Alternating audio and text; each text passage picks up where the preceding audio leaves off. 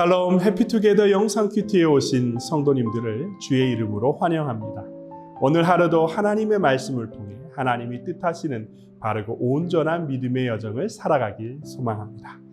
성경은 하나님의 사람들의 인생 스토리를 아주 생생하게 묘사합니다. 그들의 인생을 아름답게 보이기 위해서 미화시키거나 범죄한 모습들을 감추지 않습니다. 있는 그대로 살아온 인생 그대로를 보여줍니다. 그럼 왜 성경은 하나님의 사람들의 약점과 연약함들을 감추지 않고 그대로 보여주고 있을까요? 그것은 연약하고 깨어진, 때론 범죄하여 아파하는 그들을 세우시고 일으키시고 도우시며 위로하셔서 온전한 하나님의 사람으로 만들어 가시는 하나님의 일하심과 신실함을 보여주기 위해서입니다. 사랑하는 성도 여러분, 우리가 신앙 여정을 안심하고 천국에 입성할 때까지 뒤로 물러나지 않고 전진할 수 있는 이유가 여기에 있습니다. 신실하신 하나님이 성경 속에 하나님의 사람들을 돕고 붙들고 계셨던 것처럼 동일하게 우리의 인생을 붙들고 계시고 있다는 이 사실 때문에 우리는 믿음 안에서 신앙의 여정을 걸어갈 수 있습니다. 문제는 그 신실하신 하나님을 내가 신뢰하며 믿음의 여정을 걷고 있는가에 있습니다. 오늘 묵상할 본문의 말씀을 읽어보도록 하겠습니다. 하나님이 우리에게 주시는 오늘의 말씀은 사무엘상 13장 15절에서 23절. 사무엘이 일어나서 길갈을 떠나 베냐민 땅에 기브아로 올라갔다. 사울이 자기와 함께 있는 백성들을 세어보니 약 600명쯤 되었다. 사울과 그의 아들 요나단은 자기들과 함께 있는 백성들을 거느리고 베냐민 땅 게바에 머물고 있었고 블레셋 군대는 믹마스에 진을 치고 있었다. 블레셋 진영에서는 이미 특공대를 셋으로 나누어 습격하려고 출동하였다. 한 부대는 수알 땅 오브라 쪽으로 가고 다른 한 부대는 베토론 쪽으로 가고 나머지 한 부대는 스보임 골짜기와 멀리 광야가 내려다 보이는 경계선 쪽으로 떠났다. 당시 이스라엘 땅에는 대장장이가 한 명도 없었다. 히브리 사람이 칼이나 창을 만드는 것을 블레셋 사람들이 허용하지 않았기 때문이다. 이스라엘 사람들은 보습이나 곡괭이나 도끼나 낫을 벼릴 일이 있으면 블레셋 사람에게로 가야만 하였다. 보습이나 곡괭이를 벼리는 데는 3분의 2 세겔이 들었고 도끼나 낫을 가는 데는 3분의 1 세겔이 들었다. 그래서 전쟁이 일어났을 때 사울과 요나단을 따라 나선 모든 군인의 손에는 칼이나 창이 없었다. 오직 사울과 그의 아들 요나단의 손에만 그런 무기가 있었다. 블레셋 군대의 전초 부대는 이미 믹마스 어귀에 나와 있었다. 자신의 소견대로 전승제사를 드린 사울에게서 사무엘은 떠나게 됩니다. 이에 사울은 약 600명의 병력과 함께 베냐민 땅 게바에 진을 치게 됩니다. 적국 블레셋 군대는 이스라엘을 기습하기 위해 특공대를 세 곳으로 나누어 출동시키고 전초 부대는 믹박스 어귀에 나와 있었습니다. 당시 이스라엘의 군사력은 열악하였습니다. 이스라엘 땅에는 대장장이가 한 명도 없었으며 칼과 창을 가지고 있는 사람은 사울과 그의 아들 요나단 외에는 없었습니다.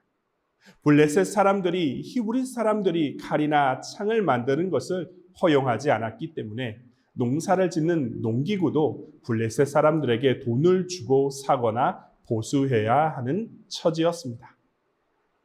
우리는 본문을 통해 주님만을 신뢰하는 것이 승리의 조건임을 깨닫게 됩니다. 왜냐하면 오늘 본문은 사울의 군대가 얼마나 열악한지 세밀하게 설명해 주고 있기 때문입니다. 이는 크게 두 부분으로 묘사되어 있습니다. 첫 번째는 군대의 숫자입니다. 사울에게 남은 군대는 600여 명입니다. 처음 그가 전쟁에 나서기 위해 모집한 병력의 수는 3,000명이었습니다. 어제 우리가 묵상한 본문에서 사울은 블레셋 군대가 두려워서 흩어지는 군사들을 다시금 모으고 재정비하기 위한 명분으로 임의대로 제사를 드렸다고 했습니다. 그러나 그의 이러한 판단은 실패한 결과를 맞게 됩니다. 왜냐하면 3,000명이라는 숫자가 600명으로 줄어들었기 때문입니다. 하나님을 의지하고 그의 말씀에 순종하는 것이 배제된 채 결정되는 인간적 판단이 얼마나 어리석은가를 보여주는 한 장면입니다. 사울의 어리석은 행동으로 인하여 이스라엘 군대는 숫자적으로 매우 불리한 상황 속에 놓이게 되었습니다. 두 번째로는 이스라엘 군대의 무기가 블레셋에 비해 열세였음을 자세히 서술해주고 있습니다. 블레셋은 당시의 철기 문명을 받아들여서 강력한 칼과 창을 만들어 강군이었습니다. 반면 철을 다룰 수 있는 대장장이가 이스라엘에는 한 명도 없었습니다. 뿐만 아니라 철을 수입하기 위해서 블레셋과 교역을 해야 하는데 블레셋이 이를 원치 않아 농기구를 만들고 보수받기 위해서 블레셋 사람들에게 돈을 지불해야 하는 실정이었습니다. 당시에 칼과 창으로 무장한 사람은 사울과 그의 아들 요나단 외에는 없었다고 합니다. 이스라엘 군대는 무기에서도 열세였습니다.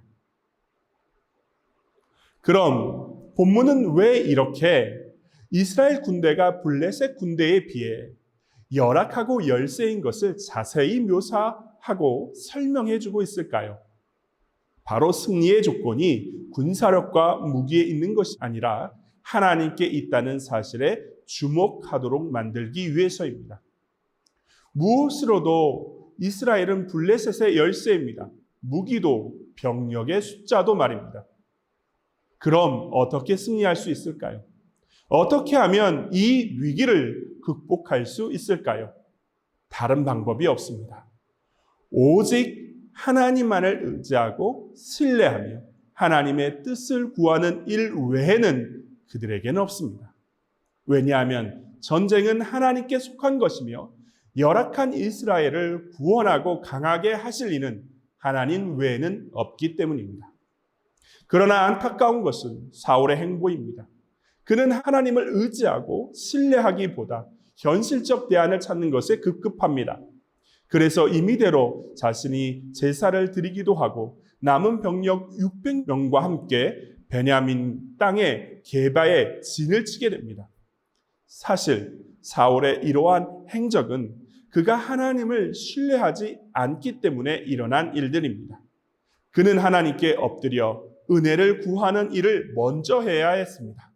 사랑하는 성도 여러분, 우리는 믿음의 여정을 걸어갈 때 블레셋 군대와 같은 삶의 문제 앞에 놓일 때가 있습니다. 너무나 강력해서 내 힘으로 어찌할 수 없는 문제 앞에 놓이게 될 때가 있습니다. 그럴 때 나를 강하게 하셔서 능히 승리하게 하실 하나님만을 찾고 신뢰해야 합니다. 바울은 다음과 같이 고백합니다. 하나님께서는 지혜 있는 자들을 부끄럽게 하시려고 세상의 어리석은 것들을 택하셨으며 강한 것들을 부끄럽게 하시려고 세상의 약한 것들을 택하셨습니다. 하나님께서는 세상에서 비천한 것들과 멸시받는 것들을 택하셨으니 곧 잘났다고 하는 것들을 없애시려고 아무것도 아닌 것들을 택하셨습니다. 주님은 자신의 연약함을 인정하고 오직 주님만을 의지하는 인생을 사용하십니다.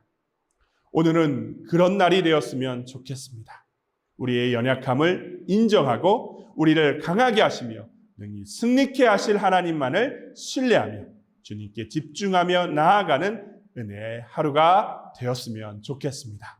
사울처럼 현실적 대안만을 찾는 일에 급급하는 어리석음을 내려놓고 나를 도우시고 구원하시며 하나님의 사람으로 만들어 가실 하나님만을 의지하는 복된 하루가 되길 소망합니다.